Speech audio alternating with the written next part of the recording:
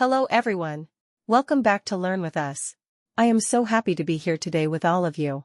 Hello, Emily, and hello to all of our friends listening at home, at work, or maybe while you are walking outside.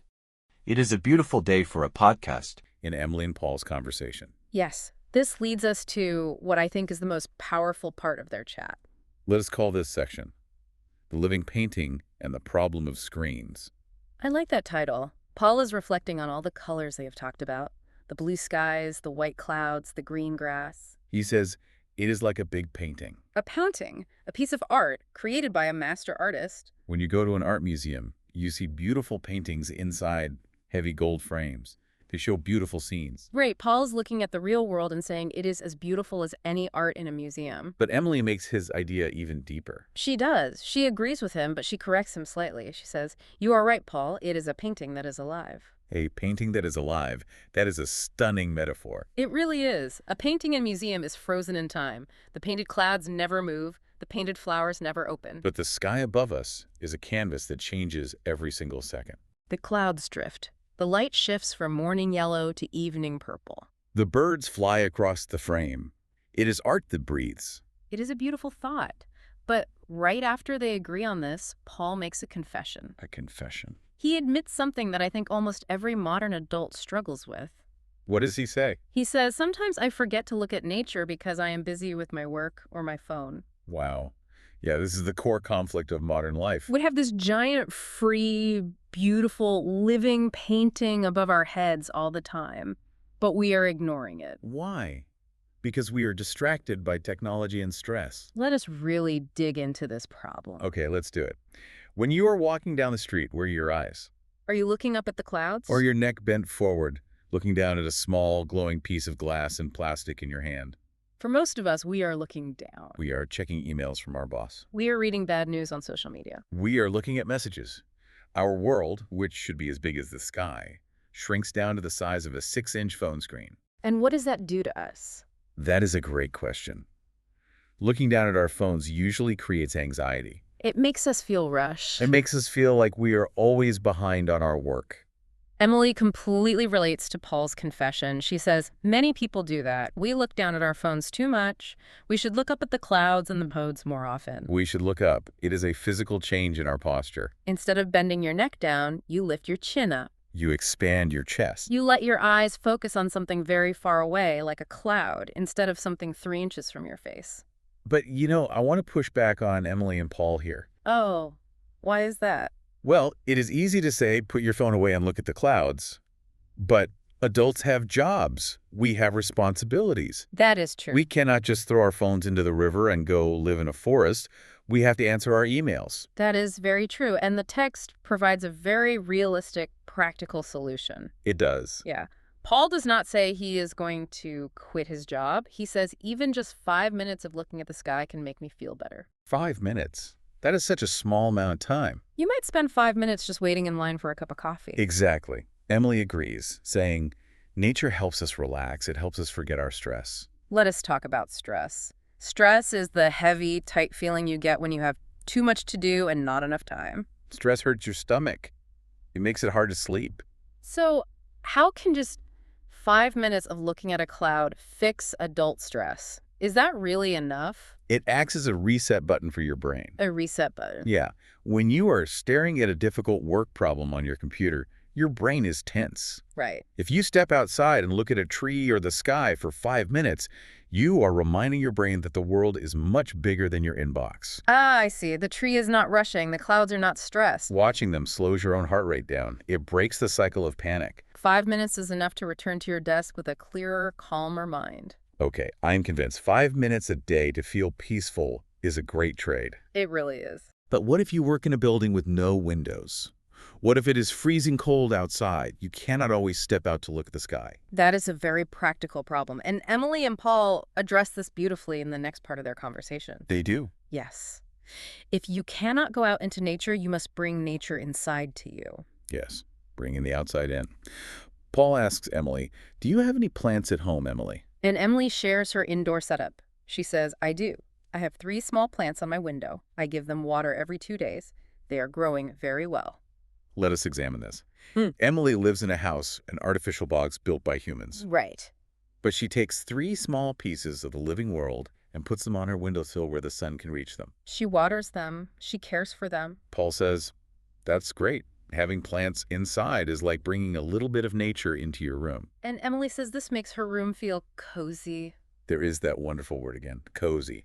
But I want to ask you a deep question here. Okay, go for it. A room is just 4 walls, a floor, and a ceiling.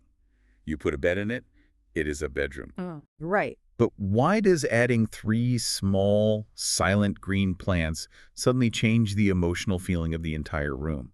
Why does it make it feel warm and welcoming? Well, it really comes down to human biology. Biology, how so? For thousands and thousands of years, humans lived outside. We lived in forests, we lived on plains. We were surrounded by living green things every single day. Exactly. Our brains evolved to feel safe when we see healthy green plants because green plants mean there's water and food nearby. Oh, wow. So a completely empty room with white walls and a computer feels unnatural to our deep, ancient brains. It feels dead. Yes. When you place a living plant in that room, you are satisfying a very old human need to be near other living things. Even if it is just a small plant in a plastic pot, your brain sees the green leaves and says, ah, life, I am safe here. That is fascinating. We need green life around us to feel fully human. But, taking care of plants can be stressful too. That is true. If you are tired from work, you might forget to give them water and then they die. And that causes more stress. But Paul has the perfect solution for the busy, tired worker. What is his solution? He says, I have a small cactus on my desk. It is very easy to take care of.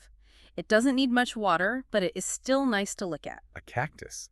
A cactus is a very unique type of plant. It naturally grows in harsh, hot deserts where it almost never rains. Because of this, it is an expert at surviving. It does not have soft, wide leaves that lose water. No, it is thick, and it usually has sharp needles to protect itself. And because it is built for the desert, it is the perfect plant for a busy office worker.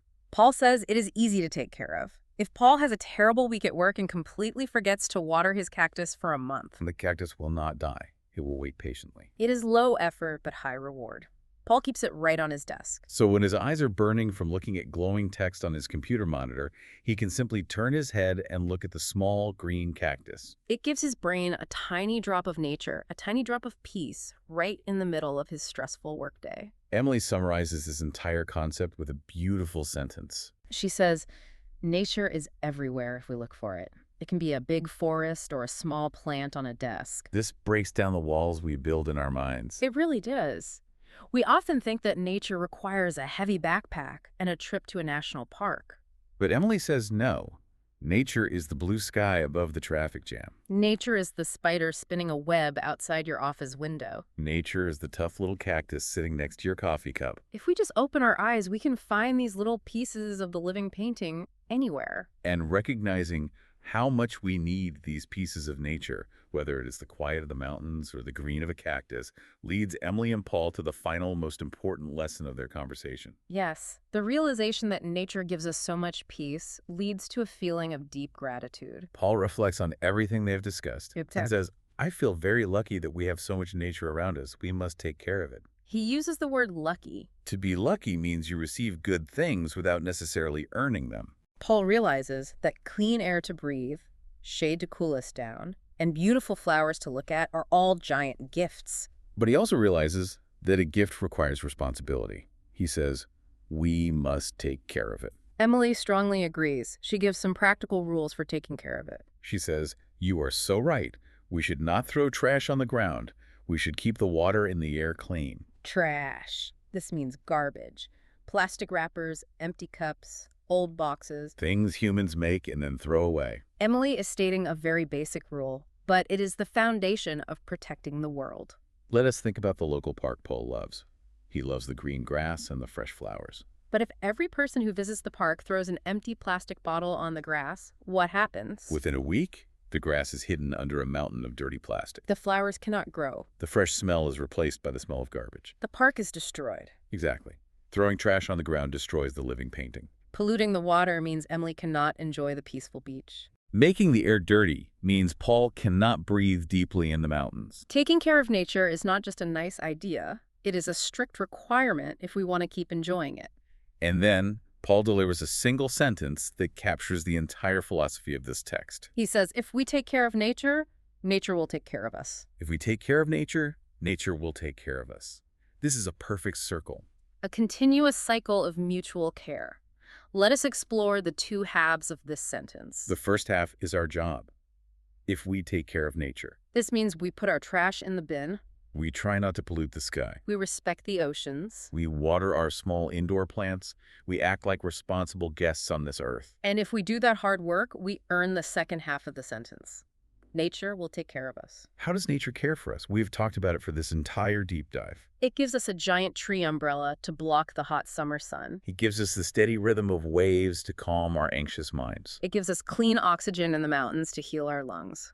It gives us the cheerful song of birds to lift our spirits. Nature acts as our doctor, our therapist, and our shelter. But it only works if the circle is unbroken. If we destroy the forests, we lose our shade and our clean air. The medicine runs out. It is a partnership.